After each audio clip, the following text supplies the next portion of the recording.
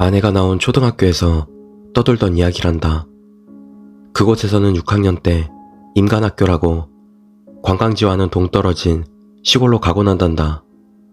그날 일정은 낮에는 등산을 하고 밤에는 담력 시험을 하는 전형적인 것이었다. 초등학생들이 선생님을 따라 산을 오르고 있는데 길 옆에 있는 바위 위에 한 노인이 앉아 있었다. 몸은 길 반대편으로 향하고 얼굴만 돌려 싱글싱글 아이들을 바라보고 있었다. 그 웃는 얼굴은 가면을 닮아 무척 상냥해 보였다고 한다.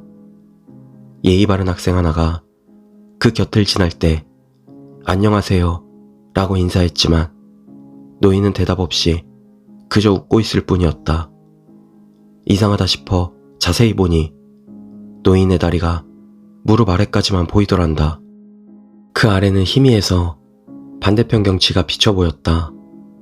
하지만 낮이고 주변에 친구들도 잔뜩 있다.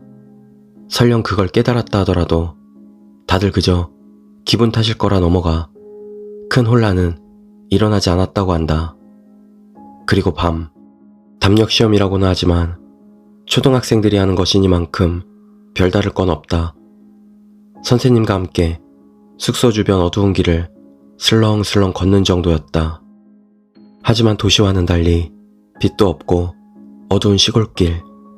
학생들은 충분히 겁에 질려 있었다. 대충 한 바퀴 돌고 숙소까지 얼마 남지 않았을 무렵 밭 저 너머 희미하게 빛나는 무언가가 보였다. 다들 고개를 갸웃거리며 바라보는데 그 빛이 천천히 평행이동해 미끄러지듯 다가왔다. 어느 정도까지 거리가 줄어들 무렵 누군가가 외쳤다. 낮에 본 할아버지야! 낮에 봤던 노인이 희미한 빛을 내며 보이지 않는 다리를 움직이지도 않은 채 말 그대로 스르륵 다가오고 있던 것이다. 얼굴에는 변함없이 미소를 띄운 채 어떻게 겨우 모두 무사히 숙소로 돌아올 수 있었지만 학생들의 동요는 멈추질 않았다. 결국 다음날 선생님들은 절의 상담에 다 같이 불제를 받았다고 한다.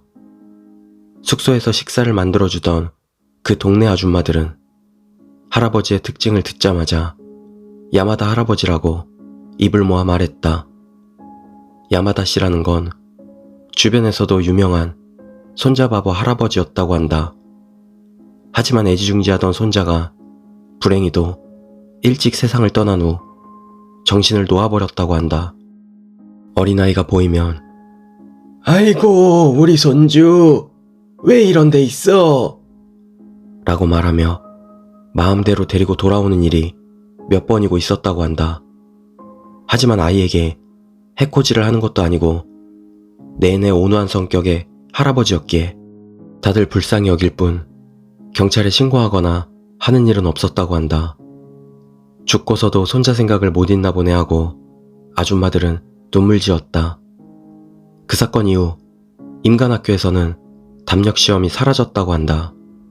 솔직히 나는 악령도 아닌데 굳이 담력 시험을 없앨 필요가 있나 의아했다. 하지만 아내가 말하기로 거기에는 뒷이야기가 있는 모양이다. 학생들이 모두 숙소에 들어갔는지 확인하려 끝까지 밖에 남았던 선생님은 가까이 다가온 노인을 확실히 보았다고 한다. 그 선생님은 이렇게 말했단다. 학생들은 모두 상냥하게 웃는 얼굴이었다고 했지만 나한테는 완전히 광분에 날뛰는 것처럼 보였다고. 도대체 어느 쪽이 할아버지의 본심이었을까? 지금도 그 초등학교에서는 유명한 괴담으로 남아있다고 한다. 두 번째 이야기, 보이지 않는 책. 할아버지랑 할머니 내외가 운영하는 동네 헌책방에서 아르바이트를 한 적이 있다. 만화책이나 단행본보다는 고서나 끈으로 묶인 오래된 책 같은 걸 주로 다루는 곳이었다. 고서를 모으는 사람이나 업계에서 일하는 사람이라면 꽤 자주 경험하는 것 같은데 종종 사온 책을 가게에 와서 세보면 줄어들어 있는 경우가 있다. 할아버지나 할머니가 치매라도 온 거 아니냐고 묻고 싶겠지만 잘못 세는 게 아니라 세는 사람에 따라 권수가 바뀌는 것이다. 예를 들면 할아버지가 사왔을 때 10권이었는데 할머니가 세면 6권이고 내가 세면 8권이라는 것이다. 눈앞에서 할머니가 세는 걸 볼 때는 분명 6권인데 정작 내가 세면 어째서인지 8권이 있다. 사람의 눈에 따라 보이지 않는 고서가 섞여 들어오는 것이다. 그렇게 사람에 따라 보이기도 하고 안 보이기도 하는 책은 팔기 시작해도 어느샌가 사라져버린다. 옥션 같은 데 올려서 팔아도 막상 택배로 보내면 도중에 배송사고가 나서 손님한테 가기 전에 어디로 사라져버리곤 하는 것이다. 그렇기에 딱히 재수없는 일이 일어나는 건 아니지만 아무리 고가의 책이라도 그런 책은 버리는 게 암묵적인 룰로 자리 잡았다. 가장 심한 건 아무도 보지 못하는 책이다. 그런 책은 사올 때도 가게에 진열할 때도 아무도 눈치채지 못한다. 손님이 그 책을 들고 계산대에 왔을 때 가격표가 없는 걸 보고서야 알아차리게 되는 것이다. 그런 경우 손님에게 원하신다면 팔겠지만 책이 없어질 수도 있습니다. 라고 꼭 사전에 주의를 주었다. 기분 나쁘다며 안 사는 손님도 있지만 대부분은 재미있어 하며 책을 가지고 돌아간다. 그리고는 사흘쯤 있다가 새파랗게 질려서 찾아오는 것이다. 가장 놀랐던 일은 어느 초등학생 손님이 왔을 때였다. 여자아이였는데 혼자 찾아와 이런저런 책을 살피다가 계산대로 왔다. 무거운 듯 무언가를 엄청 껴안은 듯한 모양새였지만 나는 물론이고 할아버지 할머니한테도 아무것도 보이지가 않았다.